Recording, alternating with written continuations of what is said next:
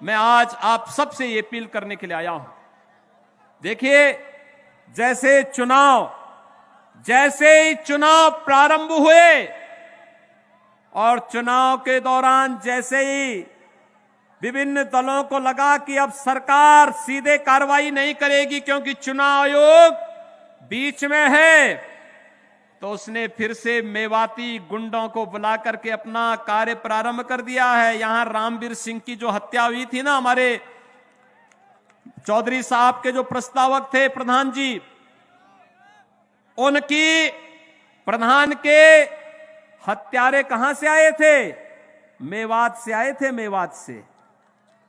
ये मेवाती फिर से आकर के यहां उपद्रव कर रहे हैं। उनको नहीं मालूम कि 10 मार्च के बाद फिर इनका उपचार होगा, इनकी सारी गर्मी शांत करवा दी जाएगी। 10 मार्च के बाद इनकी पूरी गर्मी शांत होने वाली है। ये जो दिखा रहे हैं ना अभी, ये गर्मी तात्कालिक है। कहते हैं ना, जब किसी चींटी पे पंख लगने लगते हैं तो समझ लो कि इसकी मौत का समय आ गया। फड़फड़ा रहे हैं ऐसे ही, हत्या करके निर्दोष लोगों की हत्या करके। लेकिन स्वर्गीय रामवीर सिंह को मैं अपनी श्रद्धांजलि देता हूं। और भाइयों बहनों, आप सबसे मैं इस बारे में कहता हूं, हत्यारा कोई भी होगा बख्शा नहीं जाएगा। बहुत सख्त सजा उसको देंगे, सख्त सजा मिलेगी। हमारे यहां तो किसी को हम छेड़ते नहीं, लेकिन अगर कोई किसी निर्दोष को छेड़ेगा तो फिर उसको छोड़ते भी नहीं है।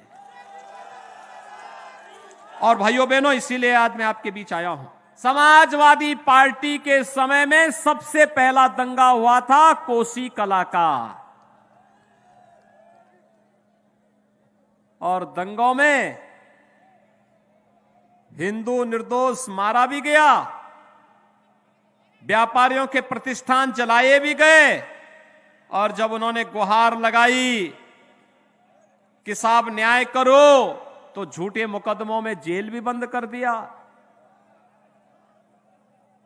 ये तो समाजवादी पार्टी की सदैव से रणनीति रही। कभी कोसी कला का दंगा, कभी मुजफ्फरनगर का दंगा, और निर्दोष लोगों को मरवाना, और फिर राम भक्तों की निर्मम हत्या भी करवाना। यही तो ये करते रहे जीवन भर। मुजफ्फरनगर हो या कोसी कला के निर्दोष लोगों की हत्या से इनके सीने, इनके टोपियां रंगी हुई है, इसलिए लाल दिखाई देती है।